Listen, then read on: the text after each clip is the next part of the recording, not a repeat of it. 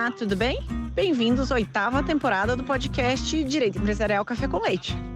Esse é o podcast perfeito para quem busca conhecimento jurídico durante a correria do dia a dia. É a sua biblioteca, em áudio gratuita, repleta dos principais textos e dos autores de direito empresarial no Brasil. Eu sou Amanda Taide, mineira cruzeirense da UFMG na origem, com passagem em São Paulo, no Largo São Francisco, USP, e Candanga, Fluminense e UNB de coração.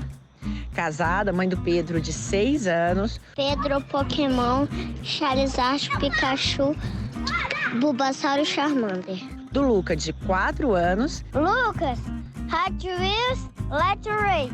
E tutora do Vira-Lata Farofo.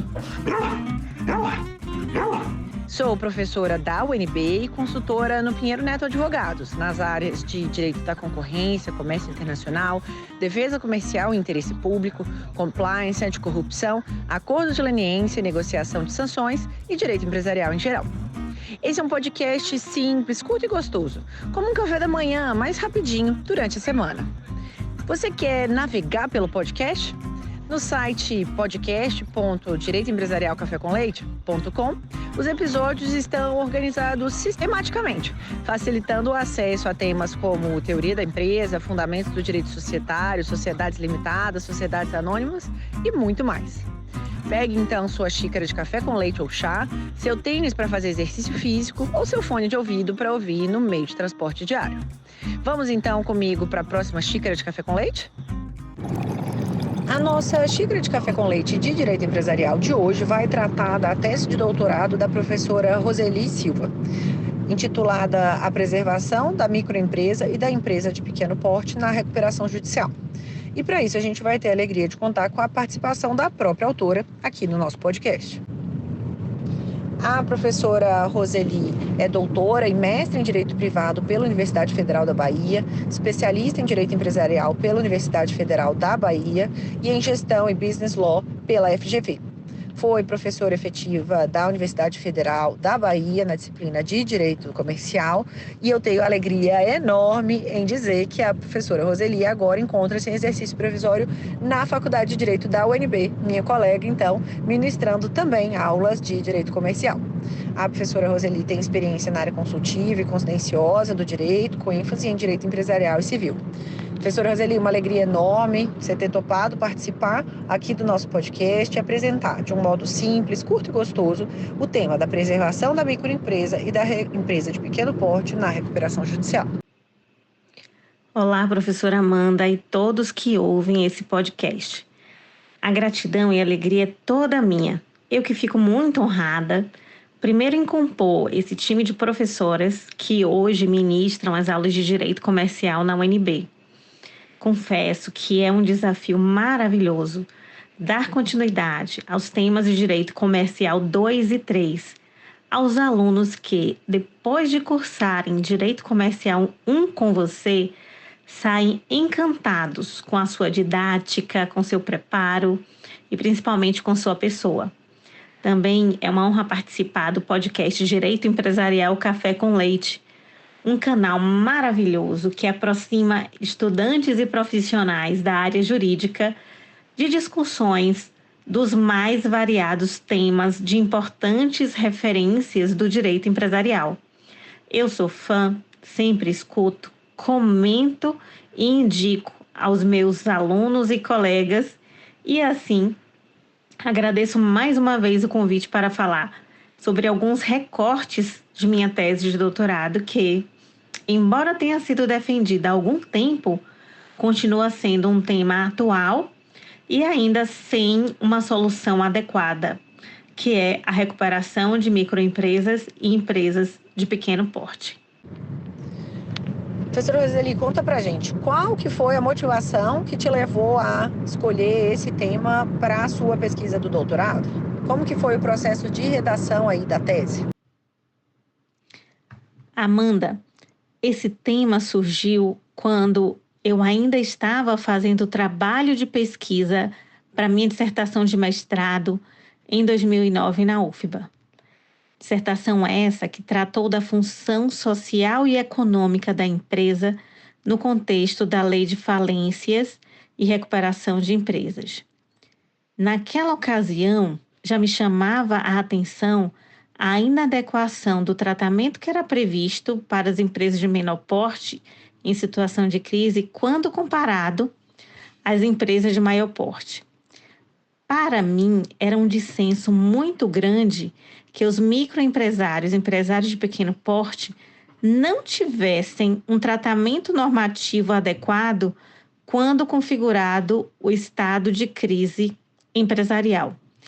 Uma vez que eles representam, em termos numéricos, mais de 90% dos empresários em funcionamento no país. E que, de acordo com a nossa ordem econômica constitucional, devem ter um tratamento favorecido e diferenciado com vistas a possibilitar não somente a inserção desses agentes no mercado, mas a sua consolidação e manutenção de forma sustentável.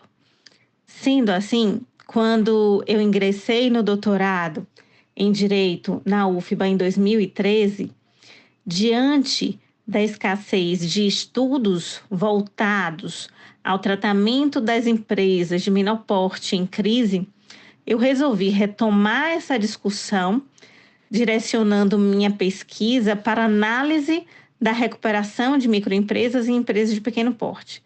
De fato, até hoje, são raros os estudos em âmbito doutrinário relacionados com o tratamento jurídico das micro e pequenas empresas e de que forma a legislação empresarial deve se ajustar para tratar efetivamente de forma favorecida e diferenciada esses empresários. Durante o processo de realização da pesquisa e da construção da tese, inicialmente eu analisei os relatórios do Grupo de Trabalho 1 da Comissão das Nações Unidas para o Direito Comercial Internacional. Grupo de trabalho esse relacionado ao tratamento de pequenas e médias empresas. Esse grupo de trabalho tinha por foco a redução de obstáculos jurídicos que afetam micro, pequenas e médias empresas em todo o seu ciclo de vida. E com isso, foram apresentados diversos projetos de guias legislativos relacionados ao tratamento desses entes econômicos. Também analisei publicações e legislações nacionais e estrangeiras relacionadas com essa temática. Para compreender ainda mais o fenômeno da crise empresarial de pequenas empresas, eu também resolvi buscar não somente os dados relativos à taxa de mortalidade desses negócios, como também os principais fatores que geravam essa mortalidade. Ao realizar essa busca, eu me deparei com a escassez de estudos qualitativos, ou seja, estudos que apresentassem de forma fidedigna os números e as prováveis causas de mortalidade de micro e pequenas empresas. Para ser mais precisa, na época da pesquisa, o último estudo nacional que levantou não somente as taxas de mortalidade, mas também os fatores, tinha sido realizado pelo SEBRAE em 2004. Os demais estudos apenas apresentavam a taxa de mortalidade, tendo por metodologia a análise dos registros de baixa do Banco de Dados da Secretaria da Receita Federal e também das juntas comerciais. Esses estudos meramente quantitativos têm um problema porque eles não revelam o quadro real do número das micro e pequenas empresas encerradas, uma vez que muitas dessas empresas não formalizam a baixa tão logo ocorre o encerramento das suas atividades, e outras encerram as suas atividades e transferem aquele CNPJ para outro empreendedor que acaba utilizando aquele registro para o exercício, muitas vezes, de outra atividade. Essa ausência de estudos que pudessem demonstrar as reais causas de mortalidade dos pequenos negócios, além de prejudicar a formulação de políticas adequadas que evitem essas causas, gera um desvirtuamento das políticas que são implementadas com base nesses estudos e também dificulta a concepção, a elaboração de um regime normativo que seja adequado às reais necessidades dos pequenos empreendedores para o enfrentamento da situação de crise empresarial. Por fim, eu ainda tive a honra de contar com a contribuição de valiosas referências indicadas pela querida professora Márcia Carla Pereira Ribeiro, que eu utilizei para desenvolver uma sessão sobre a racionalidade econômica da recuperação especial de microempresas e empresas de pequeno porte. Então, agora conta pra gente, né? Com base nos fundamentos da Lei de Recuperação e Falência, a Lei 11.101 de 2005, como que você entende que esses fundamentos, né, se alinham com a preservação da microempresa e da empresa de pequeno porte? E de que modo, né, você entende o papel dessas empresas para o fortalecimento da economia nacional? A Lei de Insolvência Empresarial tem como um de seus objetivos manter no mercado as empresas viáveis e extinguir as inviáveis. Contudo, atualmente, com a Lei 11.101 de 2005, esse objetivo precisa se alinhar com o princípio da preservação da empresa e também com a função social da empresa. A função social está diretamente relacionada com o papel da atividade desenvolvida pelo ente econômico no mercado e no meio social em que ele está inserido, independentemente do seu porte. Então, quando olhamos para o mercado como esse locus onde empresas de todos os portes desenvolvem suas atividades, oferecendo produtos e serviços, percebemos que há, em termos numéricos, um quantitativo imensamente superior de microempresas e empresas de pequeno porte em relação às empresas de médio e grande porte. Esse contingente tem um papel relevantíssimo para o desenvolvimento e fortalecimento da economia nacional. As pequenas empresas, em seu conjunto, são responsáveis pela oferta e manutenção de parcela relevante de empregos formais, proporcionando o aumento de renda das populações locais, sem considerar a atuação do próprio empresário individual ou do sócio, que não é meramente um investidor, mas trabalha diretamente na atividade e dela obtém a renda para sua manutenção. Nesse sentido, elas são essenciais para a inclusão econômica de trabalhadores em diversas regiões do país, especialmente em áreas onde grandes empresas têm menos presença, representando uma maneira de promover o desenvolvimento local, estimulando economias regionais e contribuindo para a redução das desigualdades socioeconômicas. No âmbito do mercado interno e externo, como um ambiente em que convivem agentes de todos os portes, a atuação desses pequenos agentes econômicos é fundamental para o sucesso de empresas de maior porte, uma vez que são eles que estão mais próximos dos consumidores finais e contribuem para a distribuição e abastecimento de produtos e serviços para as mais diversas localidades. Além disso, também cabe destacar o potencial inovador dos pequenos negócios, que com sua estrutura flexível e a capacidade de adaptação, pode proporcionar soluções inovadoras e disruptivas contribuindo para o progresso tecnológico do país.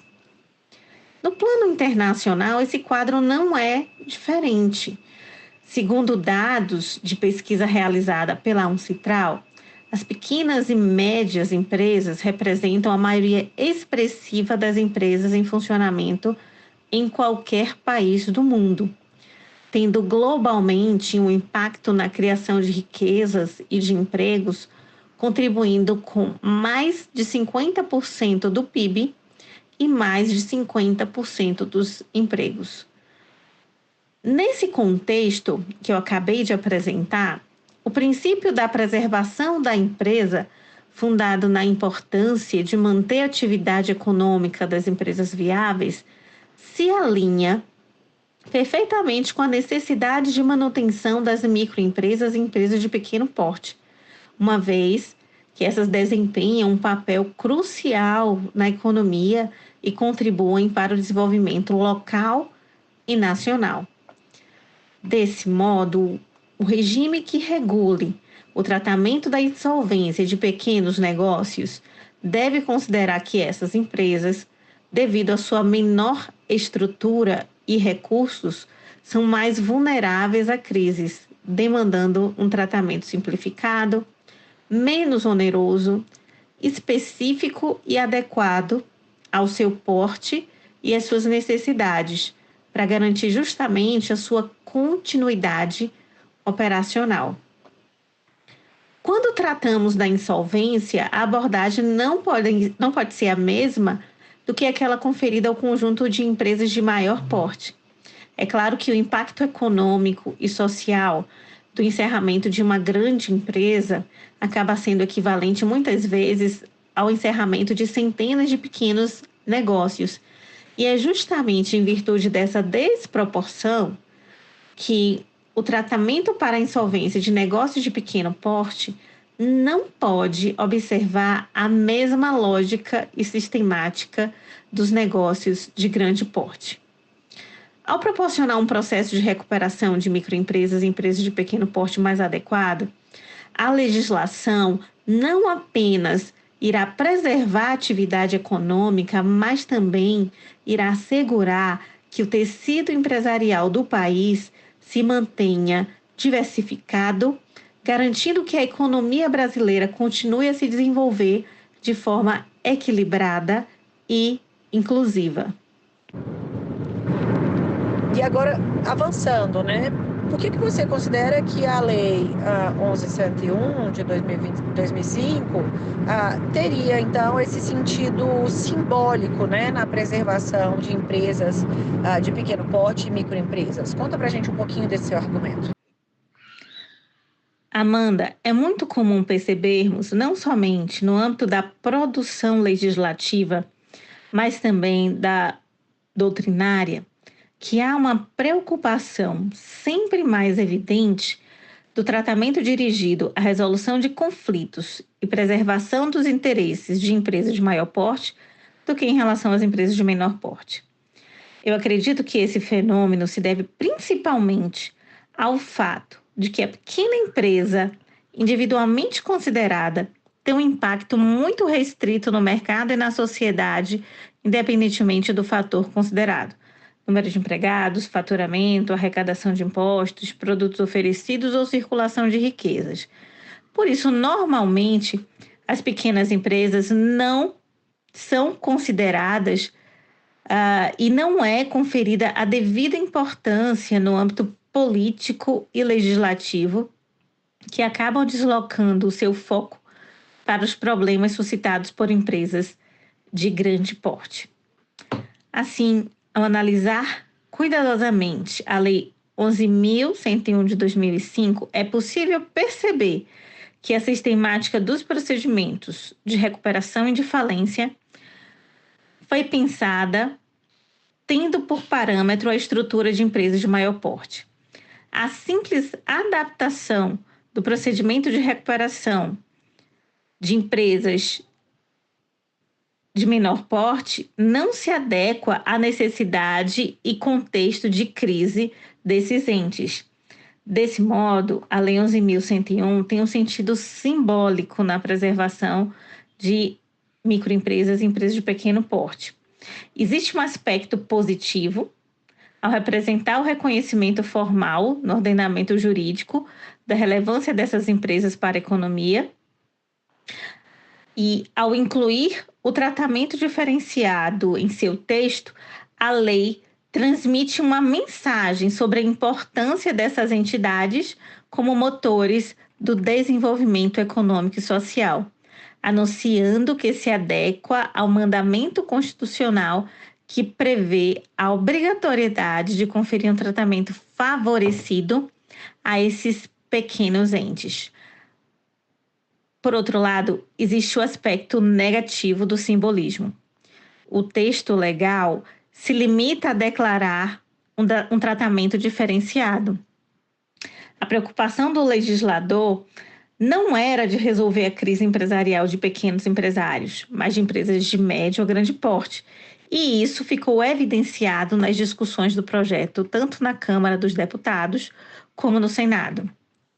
Assim, ao apresentar um tratamento com eficácia social para a recuperação de empresas de grande porte, em detrimento das empresas de menor porte, que não contaram com a proteção compatível com as suas condições, sem que essa finalidade tenha sido expressa no texto legal, as disposições relacionadas ao plano especial de recuperação buscam, na verdade, a confirmação de valores sociais de grandes grupos econômicos e financeiros.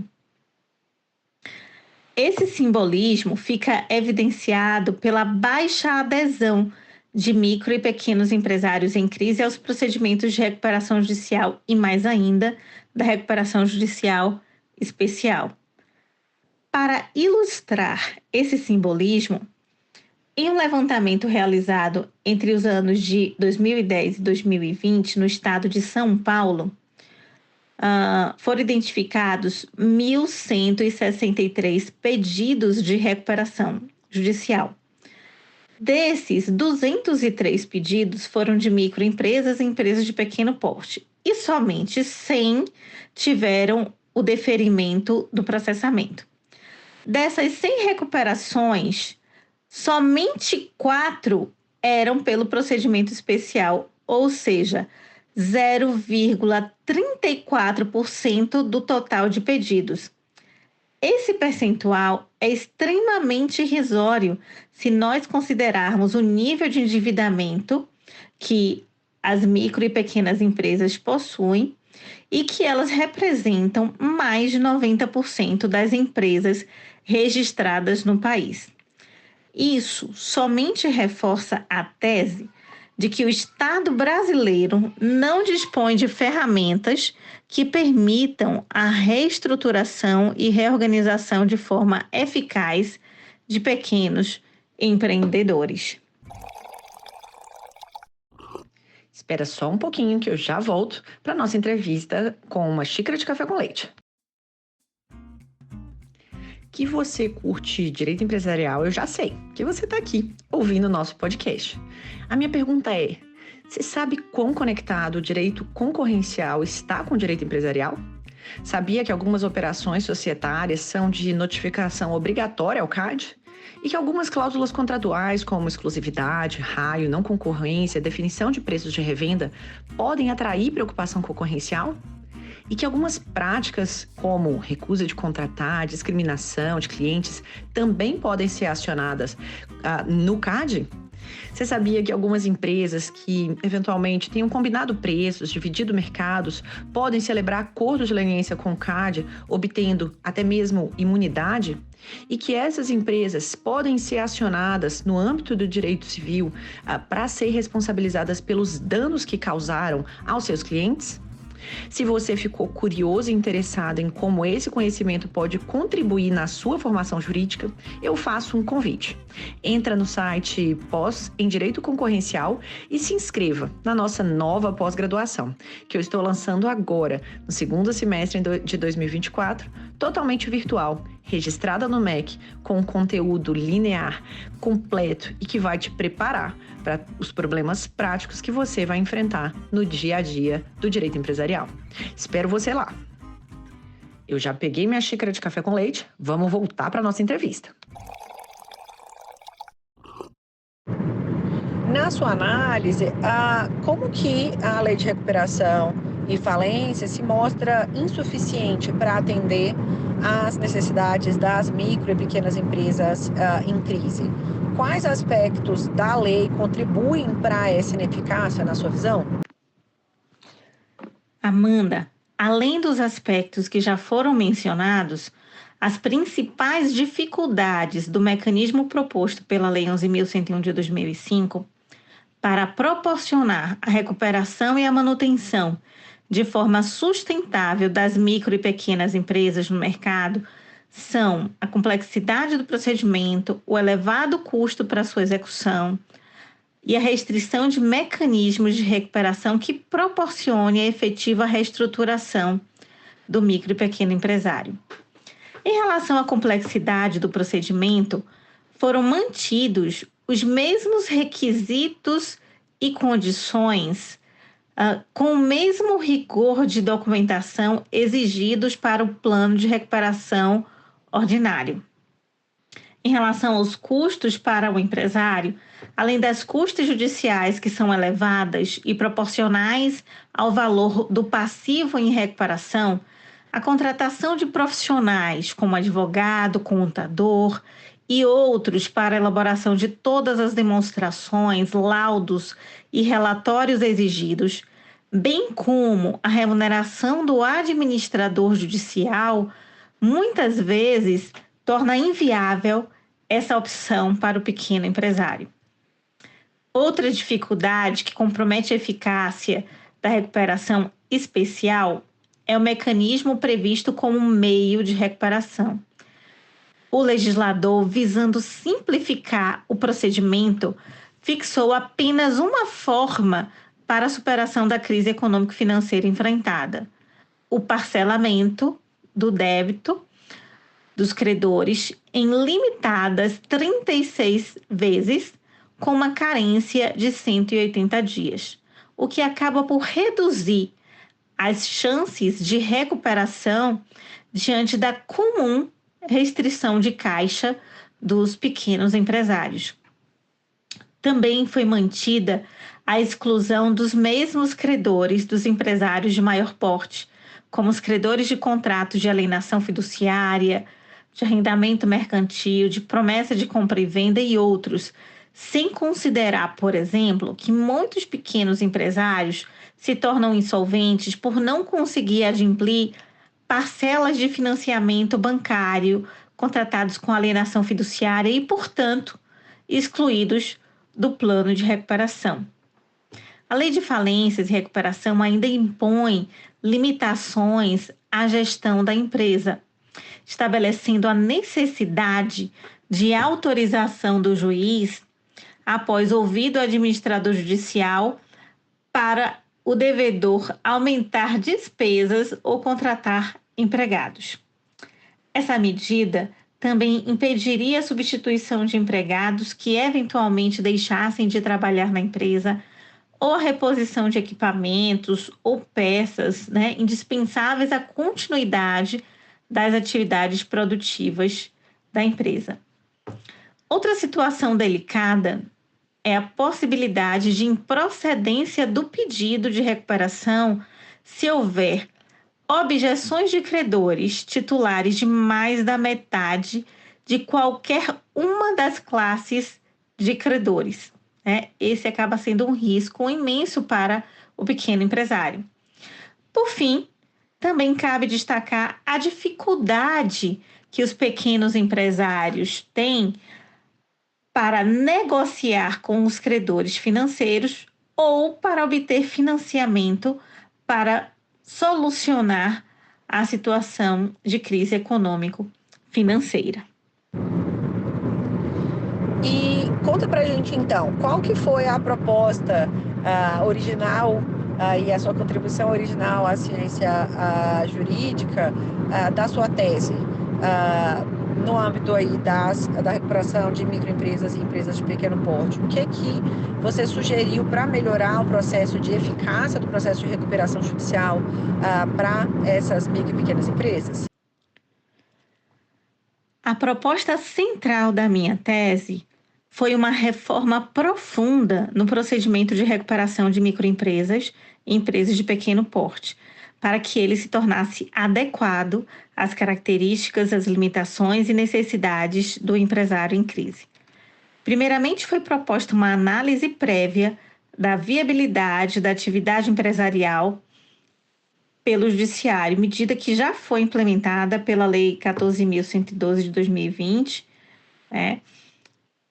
que reformou a 11.101 de 2005. A redução dos custos do processo de recuperação também é um ponto central para possibilitar a eficiência do procedimento. Tal medida seria realizada pela concessão da gratuidade da justiça, pela assistência judiciária através da Defensoria Pública e pela assistência empresarial e de gestão empresarial por órgãos destinados ali à proteção das micro e pequenas empresas. A ampliação do quadro de credores sujeitos ao plano também é uma medida que tem o potencial de possibilitar a reestruturação do empresário por permitir que ele possa gerir todas as suas obrigações no bojo do plano de recuperação, sem ter que administrar separadamente as ações, execuções de créditos, os contratos e as obrigações que não estão incluídos no plano. A ampliação do acesso ao crédito, em conjunto com o sistema de garantias e a capacitação negocial para gerir adequadamente os negócios, também é um dos pontos centrais para possibilitar a reestruturação do negócio em crise. Nesse sentido, as instituições financeiras, os governos, as grandes corporações e os órgãos destinados à proteção das micro e pequenas empresas têm um papel crucial a desempenhar no suporte a essas empresas mediante a criação de programas de financiamento e capacitação. Por fim, cabe destacar que encontra-se em tramitação o PLP 33 de 2020, que propõe uma modificação substancial no tratamento da insolvência de micro e pequenos empresários, a partir de 4 procedimentos: a renegociação especial extrajudicial, a renegociação especial judicial, a falência e a liquidação extrajudicial. Esses procedimentos propõem, além de uma simplificação, também uma redução de custos e ampliação do prazo de pagamento dos credores. E, no caso de falência ou liquidação extrajudicial, ali a celeridade processual e o rápido retorno do empresário ao mercado. E agora uma pergunta específica dessa 8ª temporada. Conta pra gente então, na pessoa física, quem é você? Conta um pouquinho mais dos seus gostos, das suas preferências e quando você vai ouvir podcasts não jurídicos, conta pra gente quais que você ouve também. Amanda, na pessoa física eu sou a Rose, nascida em Salvador, Bahia, esposa do Adilson e mãe de 2 garotas maravilhosas, Adele, com 9 anos, e Alice, com 3 anos, as quais dedico uma parcela importante de meu tempo e da minha atenção. Eu sou apaixonada por praia, pé na areia, ciclismo, patinação, culinária, trabalhos manuais, arte, música e leitura. Em relação aos podcasts não jurídicos, eu ouço com frequência os de notícias e também os de histórias infantis com as minhas filhas. Um abraço e até breve.